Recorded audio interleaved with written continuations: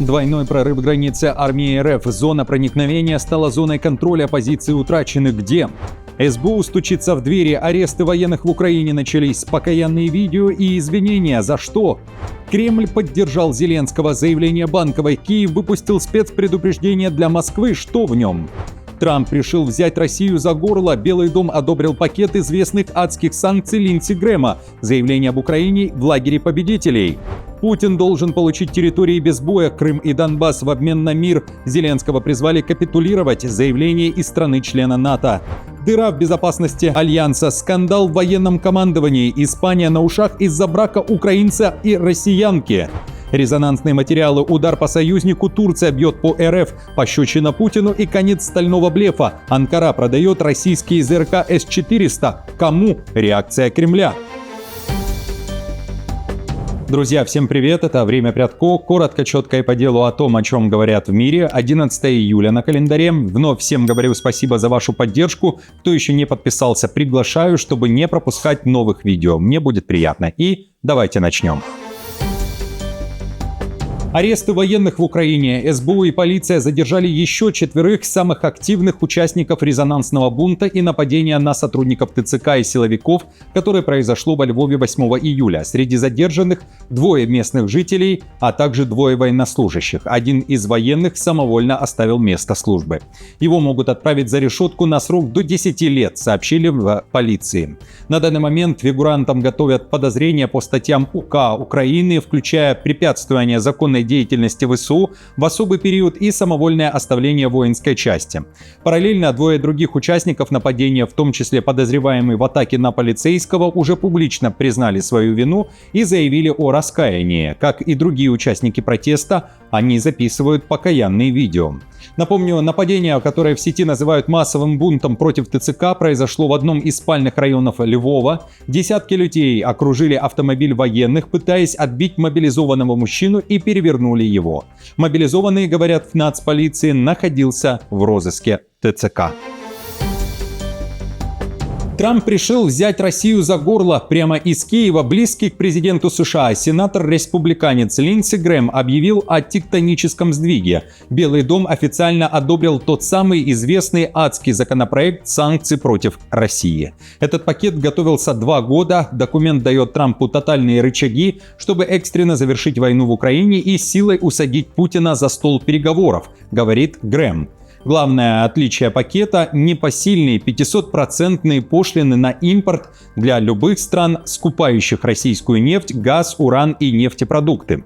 В их числе топ-5 государств, помогающих РФ обходить санкции. Под раздачу попадут даже друзья Вашингтона. Им дадут время сменить поставщиков и предложат бонусы. При этом Грэм открыто намекнул, что ключ к миру лежит через Пекин, который имеет непропорционально большое влияние на Кремль. В ближайшие месяцы, подчеркнул сенатор-республиканец, если Вашингтон все сделает правильно, боеспособность Украины усилится, а неопределившиеся страны поддержат Киев. С войной будет покончено. Грэм также уверяет, что Трампу нравятся победители, и сейчас он увидел Украину в этом лагере. «Я никогда еще не был настолько оптимистично настроен, как сегодня, потому что считаю, у нас есть формула для завершения этой войны. Нужно помочь Украине стать более боеспособной, нужно дать понять тем, кто поддерживает Россию, что им придется заплатить цену, если они продолжат это делать». Путин должен получить территории без боя, Крым и Донбасс в обмен на мир. Зеленского вновь призвали капитулировать. На этот раз спикер Палаты депутатов Чехии, ультраправый политик Томио Акамура, который стал известен тем, что срывал украинский флаг. На этот раз в эфире чешского телевидения он заявил, что Украина должна отказаться от территорий. «Я согласен с 3/4 чехов, которые, согласно опросу STEM, считают, что Украина должна ради прекращения войны уступить территории. Это результат опроса и такое мнение большинства чехов. Я с этим согласен и говорю это давно, потому что это замороженный конфликт, и я с самого начала говорю, что нам нужно это сказать. Я думаю, что чешские граждане это очень правильно прочувствовали». Акамура сослался на результаты опроса агентства STEM от февраля 2025 года. В нем говорилось, что 29% чехов выступали за возвращение Украиной всех своих территорий Но сторонников быстрого окончания боевых действий ценой территориальных потерь было действительно больше, однако с поправкой: Украина должна в обмен получить гарантии Запада или членство в НАТО. Цитирую. Больше всего чехов, 37%, согласно опросу, предпочли бы, чтобы Украина в обмен на мир передала России восточную часть своей территории и получила от западных стран гарантии безопасности, но не вступала в НАТО. Еще 17% опрошенных также высказались бы за прекращение войны ценой принесения востока Украины в жертву России, но с тем, чтобы Украина имела возможность вступить в НАТО. Двойной прорыв границы. Армия РФ смогла захватить новые участки территории на севере Харьковской области. Зона проникновения превратилась в зону контроля РФ. Речь о 2 квадратных километрах в направлении села Бачково. Оно находится в приграничье западнее Волчанска, где также идут бои между селами Волчанские хутора и Малая Волчья. Населенные пункты давно безлюдные. О том, как изменилась карта, показывают аналитики Deep State. Увеличился также и район проникновения к югу области. Второй же прорыв границы уже с воздуха. Россия начала операцию по изоляции. ВС РФ выжигают высоковольтные подстанции в Сумской области копеечными FPV-дронами на оптоволокне, которые абсолютно невидимы для мощнейших систем РЭП. Под прицелом оказались стратегические трансформаторы стоимостью по $3,5 миллиона каждый. Об этом пишет Рейтер. Уточняю, что первый беспилотник пробивает дыру в защитной сетке, которой укрыты подобные объекты, а второй залетает в этот проем и протискивается прямо в вентиляцию бетонного саркофага над трансформатором.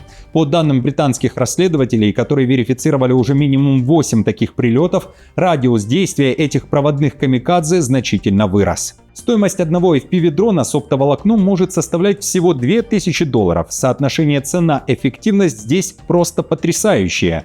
Скривен отметил, что эти удары, похоже, являются частью общей российской стратегии по отключению украинских регионов от единой энергосистемы с последующим их полным обесточиванием путем ударов по местным электростанциям. Наступление России провалилось, об этом тем временем пишет главком ВСУ Сырский. Он уверен, прорыв захлебнулся и произошел крах полугодового наступления РФ. Речь, в частности, о первой половине 2026 года. Сырский пишет, что ВС РФ не смогли достичь ни одной стратегической цели, несмотря на двукратное преимущество в живой силе и технике. Кроме того, сократилось количество направлений активных атак с 13 до максимум 7.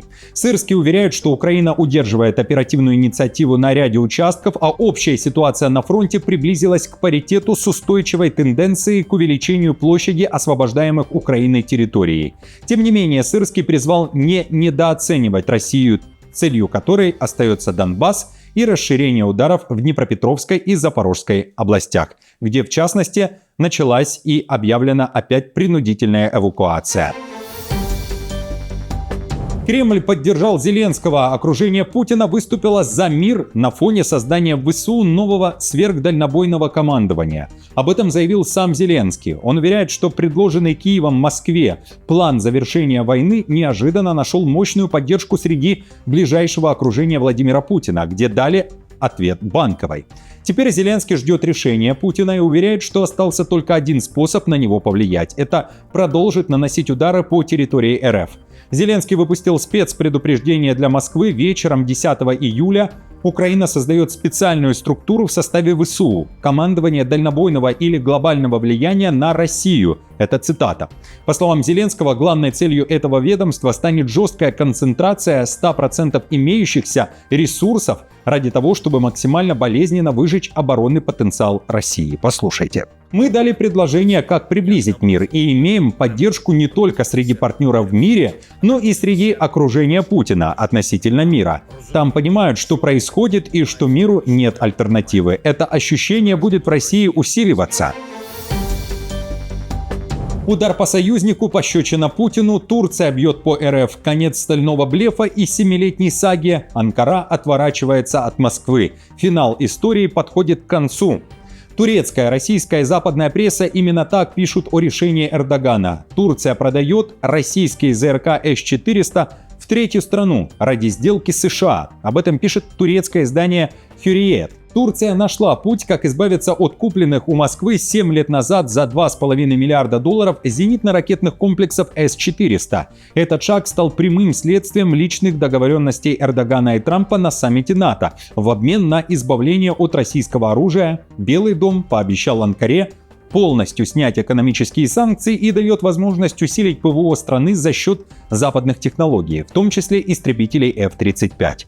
Главными претендентами на покупку неиспользованных С-400 называют ОАЭ и Катар, чьи системы ПВО оказались уязвимы во время войны США и Израиля против Ирана, уточняет Forbes. С-400 усилят защиту Дубая от иранских ракет и беспилотников, а Турция получит свои первые малозаметные истребители 5-го поколения и, возможно, комплексы Patriot, чтобы закрыть свою давнюю брешь в защите от баллистических ракет. Избавившись от токсичного российского контракта, который загнал Анкару под санкции, Турция сорвет денежный куш на перепродаже ЗРК, говорится в материале Forbes, и там также пишут о том, что это выгодно и для обороноспособности страны. Похоже, что вместо того, чтобы наблюдать, как ее С-400 покрываются пылью еще следующие 7 лет, Анкара видит гораздо большие возможности в отношениях со своими западными партнерами, несмотря на прошлые разногласия и споры. Это могло бы позволить ей полностью реализовать потенциал своих отечественных проектов «Стальной купол» и «Каан», и даже дать второй шанс на получение F-35, гарантируя, что ее военно-воздушные силы сохранят конкурентное технологическое преимущество над соперниками. Москва в курсе действий Турции. В Кремле заявили, что на связи с Анкарой, а какой была реакция на решение Эрдогана и обращалась ли Турция за разрешением на продажу, Песков ответил так. Здесь я могу сказать одно. Эта тема относится к области сверхчувствительных. У нас были контакты с турецкой стороной по этой теме, и мы будем продолжать контакты. Не линия фронта, а служба в Санкт-Петербурге и области. Призыв взять оружие в руки. Именно там военкоматы начали набирать стрелков и водителей в мобильные огневые группы для защиты региона от атак БПЛА. Об этом сообщает местная Фонтанка. По данным издания, рекламная кампания пестрит фразами из разряда «это не фронт, не война» и обещают 180 тысяч рублей в месяц, примерно $2400. Плюс премии за каждый сбитый дрон. Вакансии рекламируются на сайтах местных госучреждений. Говорится, что берут в антидроновые группы россиян от 18 до 52 лет. Опыт военной службы не обязателен. Контракт подписывается сразу на 3 года, уточняет Фонтанка, но охранять стратегические объекты придется до 6 месяцев в году. Перед боевым дежурством новобранцев отправят на 2-недельный курс молодого бойца. Дыра в безопасности НАТО и игра на 2 стульях. Суд Испании озвучил приговор сержанту военно-морских сил страны. Военного лишили допуска к гостайне. О подробностях лихо закрученного дела сообщает Эль Паис. Военнослужащий, служивший специалистом по радиоэлектронной борьбе на подводной лодке «Галерна», скрыл от начальства брак с гражданкой России и свой российский паспорт. Дальше больше. Оказалось, что мужчина родом из Украины. Гражданство РФ он получил после событий в Крыму в 2014 году, а в 2023 тайно женился. Вдобавок ко всему, пишет издание, сержант ВМС открыто светил своей службой во всех соцсетях, в том числе российских, и был потенциальной целью российских спецслужб. Также, по информации испанской разведки, военный просил не привлекать его к участию в боевых действиях в случае гипотетического конфликта Испании с Россией. Сам военнослужащий утверждает, что сообщил о браке непосредственно начальнику, а слова о нежелании воевать с Россией были сказаны под психологическим давлением и отражали лишь личную моральную дилемму, а не отказ выполнять приказы. Его адвокат уже заявил, что решение будет обжаловано в Верховном суде Испании. Кроме того, сержант утверждал, что наличие российского гражданства, от которого он впоследствии отказался уже после начала судебного процесса, как сообщил его адвокат, само по себе не означает нелояльности Испании. По его словам, разведка также не учла его безупречную профессиональную карьеру на службе в ВМС. Бундестаг пошел на беспрецедентные меры. Немецкие депутаты оставили себя без прибавки к окладу ради населения страны. На финальном заседании перед летними каникулами парламентарии единогласно отказались от планового повышения своих зарплат. Речь о надбавке почти в 500 евро в месяц. Согласно закону о статусе депутатов, пишет Дицайт, их зарплата каждое лето автоматически индексируется в соответствии с ростом среднего заработка в стране. Таким образом, до следующего года немецкие политики будут получать старую зарплату чуть меньше 12 тысяч евро в месяц. Цель отказа от повышения благородная, пишут немецкие СМИ. Послушайте. Первоначально отказаться от повышения предложила социал-демократическая партия Германии. Позднее ее поддержал блок ХДС-ХСС. В коалиции сочли, что увеличение депутатских доходов выглядело бы неуместным в ситуации, когда многие жители Германии испытывают финансовые трудности, связанные, например, с ростом стоимости аренды жилья и цен на топливо. Гражданина Узбекистана показательно выдворили из России за футболку с символикой ВСУ. О депортации трудового мигранта сообщила полиция Ставрополья.